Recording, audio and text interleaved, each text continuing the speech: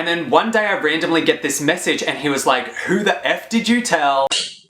Hey guys, it's Ben Blue here, and I have thought about making this video for so long now, and then I finally decided it's just time to spill the tea. And I've been contemplating making this video for so long because I was like, oh, do I really want to speak about it? But now I've had a few wines, I'm like, mama needs to make that YouTube money. But anyway, this video is going to be me telling you about the time that I almost dated a famous straight Viner. If you don't know what Vine is, then it's pretty much where you can post like 6 sex? Oh girl. If you don't know what Vine is, then it's pretty much an app where you can post 6-second videos, people get 1 million views all the time, and they make a lot of money. And obviously for privacy reasons, the person that I'm going to be speaking about in this video, I'm not going to say his real name, so for this video, we're just going to be calling him Steve. So anyway, the story starts because I've been a fan of Vine for a while now. I watch Vine compilations all the time, and there was a guy that had been popping up in my feed for a while now, and I was like, this guy's moderately funny, I'll follow him on social media. This all happened last year, by the way, so it was a while ago. But basically I was following this guy on Twitter and he was posting that he was coming to Australia to do a meetup sort of like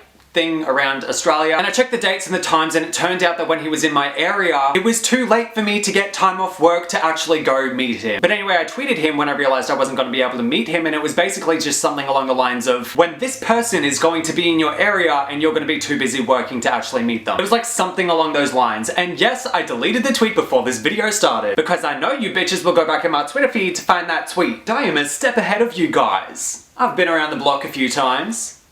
Is that the same? If so, it's not true because I don't exercise. But anyway, then he DM'd me not long after me tweeting him and he said, "Oh, that's a shame we can't meet, but keep up with my Twitter because I'll be posting where I am, blah, blah, blah." And I first of all was like, wow, this guy actually DM'd me, that's so cool. But secondly, I sent him a message back basically being like, hell yeah, girl, I'll be there. And I wasn't really expecting to hear from him again. But then when he was in my city, he actually messaged me again and was like, hey, guess where I am? And I was just like, oh, gee, I don't know. It's not like I've been glued to your Twitter for the past week or anything. Then he messaged me back and he was like, well, if you're free this afternoon, I'll be free after this time in the city, we can meet up. And obviously I was like, yes bitch, sign me up. And he was like, okay great, I'll meet you at this time at this hotel, I'm staying there and I'll meet you in the lobby and I'll take you up to my apartment and we can eat pizza and hang out. And the first thing I did was checked to see if his Twitter was verified, just so I could check that it wasn't some psycho inviting me for pizza.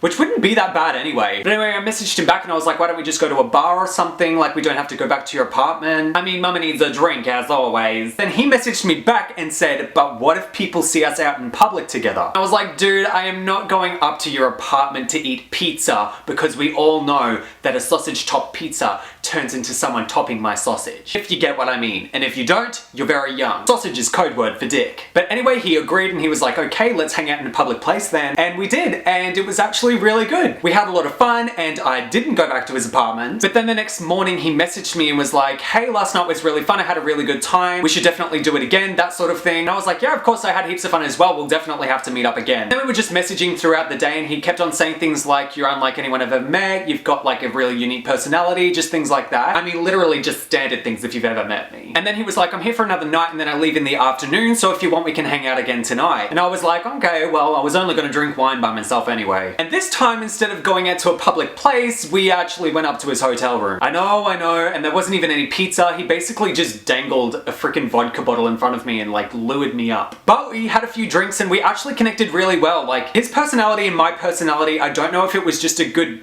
match or like what the deal was, but he was really cool and he thought that I was really cool. And while we were up there, he started saying those things again, like, I've never met anyone like you, you're so unique, you've got a great personality that I've never seen before. Then one thing led to another and we were kissing. Mind you, I still thought that he was straight at this point in time. Actually, after we started kissing, I was like, oh. But I stopped him and I was like, I just want to let you know I'm not going to have sex with you tonight. And he was like, honestly, that's fine. Like, I just want to get to know you better. And then we were chatting again and drinking more and getting closer and closer. And then boom, we're kissing again. And while we're in the middle of this like intense makeout sesh, his freaking manager walks in the door and is just like, and I was just like, oh, what's that? My sink needs cleaning again, I've gotta go. Then Steve stopped me and he was like, no, please stay. So Steve and I sat down with his manager and we just like chatted for a bit and sorted everything out, and we came to the agreement that we wouldn't tell anyone about this. And I was like, yeah, you don't have to worry about me telling anyone. But anyway, I went home that night and we messaged for a few weeks afterwards. By this point, he had left where I live and he'd like traveled to Australia and already gone back to America. And, you know, we kept chatting for a bit, but it was just really hard to like keep a relationship because two different time zones. And I was either sleeping or drinking wine, and those are both very hard states to actually converse with me in. We kind of just drifted slowly apart, like our texts got more and more spaced out. And then one day I randomly get this message and he was like, "Who the F did you tell? I can't believe you would go behind my back and do this to me. We agreed that we wouldn't tell anyone." And I was like, whoa.